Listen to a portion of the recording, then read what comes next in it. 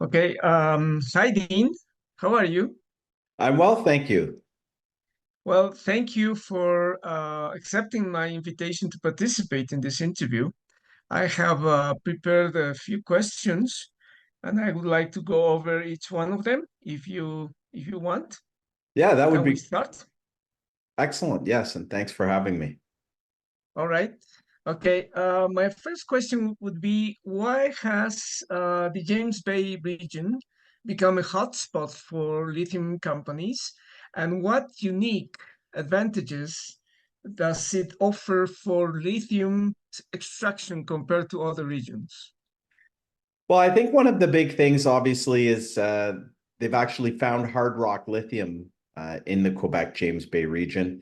There's been success for a number of years. A number of Australian companies that had come over were successful, and obviously, success breeds success. So I think that's one of the main reasons. The other main reason is Quebec is very mining friendly. The James Bay region has quite a bit of investment from Plan Nord, which is basically a strategy to create a number of ports, transportation, improve rail, etc., in the James Bay region in order to get access to the minerals. And then also Quebec has a history so far of basically investing in mining companies and in lithium companies, and they did that with Sayona Lithium years back. So I think through Investment Quebec, which makes investments into strategic mining companies, I think is another major reason.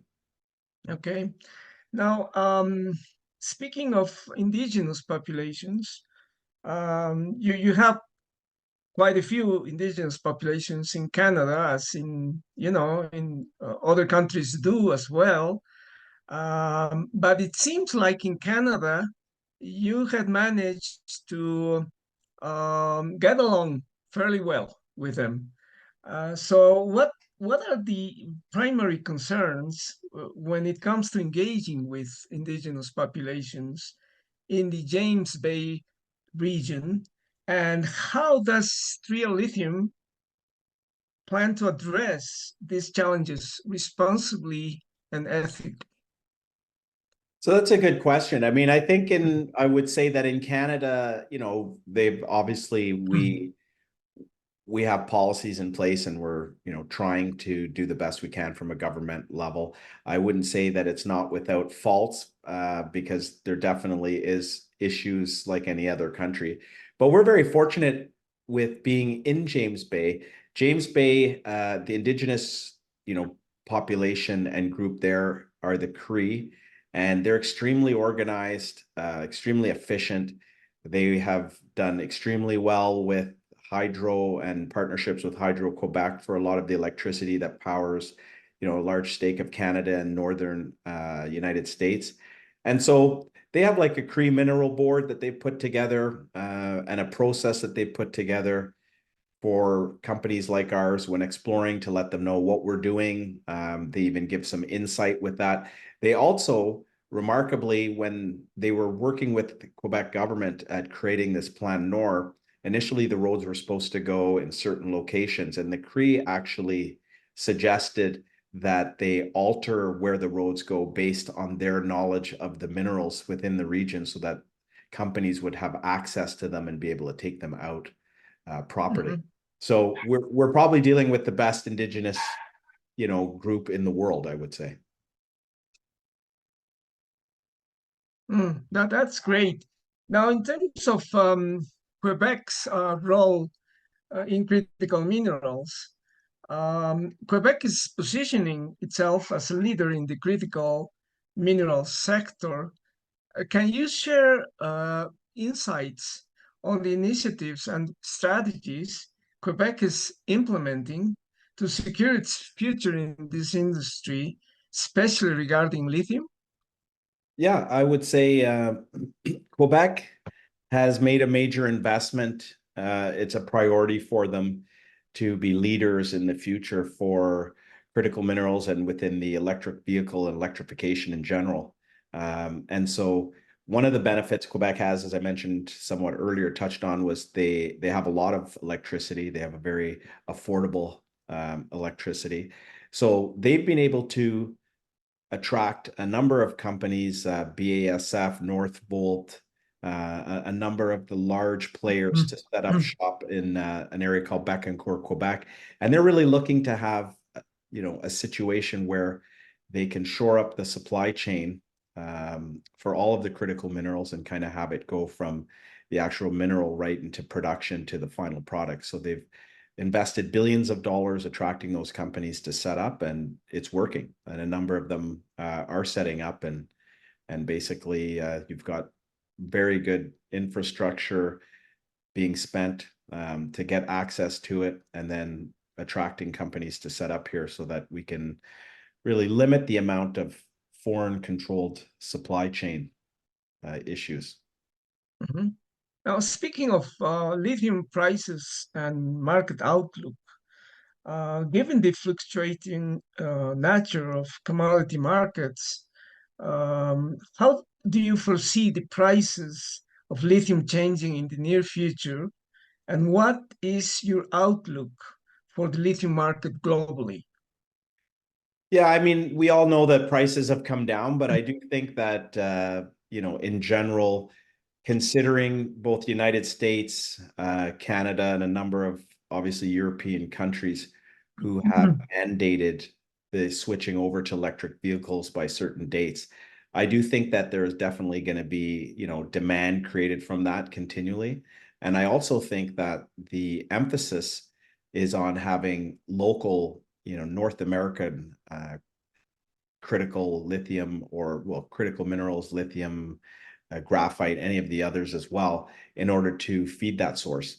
So there's been a lot of money spent, and there's a lot of, I would say, subsidies being given, for example, with Biden's Inflation Act, et cetera, and as well as Canada, that if you use North American lithium, you'll actually get a subsidy. So I think that at some point, you've got to add these subsidies into the economic model, and there'll be some form of a decoupling of prices, because the price of using lithium in general and that of a North American lithium, local domestic lithium is going to be two different things. And I think you got to add that price in. So at some point it's got to happen. I also think that the Department of Defense is driving a lot of this, and they're looking for a supply of lithium that's local as well, just for their own defense needs, and to kind of reduce their dependency on any foreign controlled supply. Mhm. Now, in terms of USA's role in lithium critical minerals, how does the USA's approach to lithium and critical minerals influence the global market, and what role do you see it playing in the supply chain for these essential resources? Yeah, I was saying earlier, I think that the USA is really looking to reduce their dependency on foreign controlled supply of critical minerals going forward. It's an opportunity to really start an industry and control your market from end to end. So I think that the US is going to be driving that. They also tend to be a car culture, as far as electric vehicles and the growth in that department. North America tends to still be behind a lot of the other countries as far as like rail systems and high-speed trains. It really is a car culture, and I think that you're talking about hundreds of millions of cars on the road. So I definitely think that this is a good opportunity to take over the manufacturing as well. Okay, and in this context, how do you think Stria Lithium differentiates itself from the competition? Well, I would say I think being a local lithium company, when I say local, I mean North American, is definitely a positive. We have the advantage of being on, home field advantage, if you want to call it, by looking at a number of different projects and really trying to find some good grassroots projects, put a little bit of effort into it. And if we're successful, I think you'll find that being in Quebec just offers a lot of advantages to get it to the market, and being so close to the United States, I think will benefit from that. Okay. Now, speaking of lithium exploration and production, the lithium industry is evolving rapidly, based on current trends and technological advancements, what are your thoughts on how lithium exploration and production will unfold? And who do you predict will emerge as the winners and losers? Yeah, I think that, we see that there are obviously a number of lithium exploration companies that like ours who have actually found a deposit. And I think that, companies that are exploring and find lithium deposits that are close to roads and transportation electricity will be able to get into production quite quickly. And I think there'll be, one or two lithium producers in Quebec, and I think you have to be, economically reasonably close to those in order to take advantage of it. And I think that you'll find there'll be some concentrators producers. You have one North American Lithium um, in the Malartic Val d'Or area, and I'm sure there'll be others that are coming on board in James Bay. And I think with the amount of capex that goes into that, I think anyone who finds deposits close to that will be successful.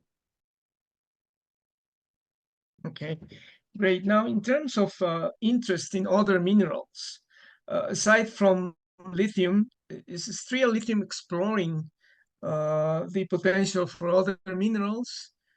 If so, which ones are you focusing on, and what makes them appealing to your overall strategy?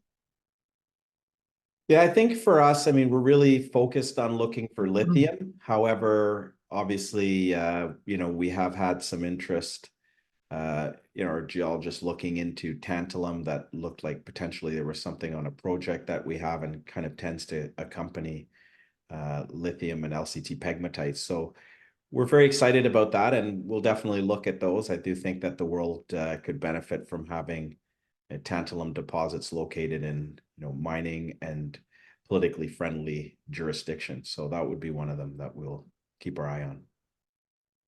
Okay, now in terms of one of your projects, which is called Pontax 2 and tantalum potential, you've shown interest in the Pontax 2 project and tantalum's potential. Can you elaborate on what draws you to tantalum, and why do you believe it holds significant promise for the future?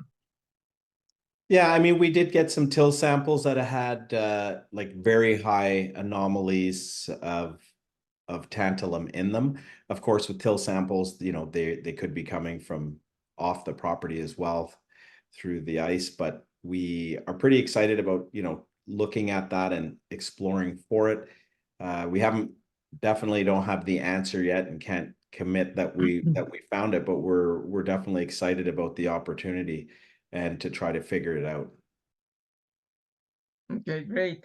Now, in terms of your business model in exploration, exploration is a critical stage in the mining life cycle. Could you provide an overview of Stria Lithium's business model when it comes to exploration? How do you balance risk, innovation, and sustainability in your exploration efforts? Well, I'd say the first thing is that we recognize that we're not a very large company, and therefore, we do want to conserve capital, but at the same time, maximize a return for any of our investors. So what we like to do is we go out, look at projects, get some boots on the ground early. We have access to a number of projects just being local, and then look for partners that have, obviously larger companies with more exploration staff and things of that nature to take it to the next level. So we kind of look to be the first ones in, and then form some form of joint venture like we did with Cygnus Gold, where they can take it to the next level and fund the exploration. And we try to really concentrate on just keeping our costs down as far as a monthly burn, our cap structure tight, and just keep looking and forging for new opportunities that we can move forward. Okay. You touched upon Australian mining companies in the beginning of our conversation. Um, the, as you probably know, the Canadian lithium market has seen a notable influx of Australian mining companies. What factors do you think are attracting these companies to Canada, particularly for lithium exploration and development? And how does this impact Stria Lithium's strategy and operations in the region? So I would say that, I mean, I think the main thing that's attracting the Australians is that they are hard rock lithium experts worldwide. Like generally, they're the ones who've been the most successful in Australia and in Western Australia. And I think that this is the main reason for them coming here is that they have the knowledge base. I think the other reason is that for the aforementioned reasons, explaining how the governments of the United States and Canada, specifically US, with such a large market, are looking for North American lithium and looking to only utilize North American lithium going forward. So I think they've realized that they need to be here and they have the companies and the expertise. So thankfully, they have come to Canada because I think without them, we wouldn't have found any lithium, and most of them have come to Quebec. So we've been very fortunate as Canadians to have the Australians, coming here. I think also it takes capital, and those companies that are listed on the ASX, a lot of those companies have been successful that have found lithium, and their investors are used to investing in lithium and have made some healthy returns. So I think they do have the backing as well from the investment community. Okay, great. Well, thank you, Dean, for taking the time to give us your opinion on the critical minerals landscape, specifically regarding lithium and in Quebec. Before we go, I have the last question. Considering the rapidly evolving landscape of the lithium market and its critical role in the green energy transition, what advice would you give to investors looking to enter the lithium space? How should they assess opportunities and risks, especially in light of Stria Lithium's position and prospects within the industry? Well, if I had the answer to that, I probably wouldn't be here for investment. But I do think that what I would say is I think it's important. There's a lot of companies out there. I find a lot of companies jump into different commodities based on the market and what's the flavor of the month. So if I was an investor, I think the first thing to look at is, have they actually found any lithium? Are they drilling? Do they have an actual deposit? And if they do, I would look at things like your share structure, look at how much money they have in the bank. Are they going to be able to find it? And then look at their strategy as well. And I think this would go through with not just lithium, but any of the critical minerals going forward. I do think at some point, that the countries are going to continue to hoard their critical minerals, and I think that they'll become very valuable in the United States, Canada, Europe, that people will start to really value having deposits within their own countries. So I do think that long-term, the long-term investment potential and growth is there. No, thank you, Dean. It was a real pleasure to talk to you. Thank you. And I will see you next time. I appreciate it. Thanks very much. Thanks for having me on your Okay. interview.